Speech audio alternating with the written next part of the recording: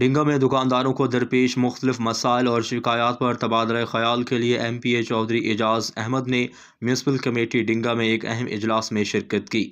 اجلاس میں assistant commissioner Kharian Ahmed Sher Gondal, chief officer municipal committee Dinga Chaudhry Irfan Ahmed Gondal, resident engineer urban unit Lahore Muhammad Rizwan اور assistant resident officer urban unit Rana Muhammad Umar نے شرکت کی۔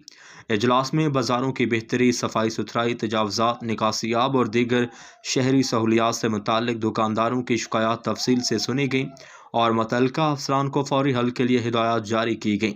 اس موقع پر پٹواری چودھری محمد اسجد چودھری، شہریار اسلم، مرزا تجمل نوید، حاجی محمد ناصر بھٹی، حاجی محمد لطیف جوڑا و دیگر موجود تھے۔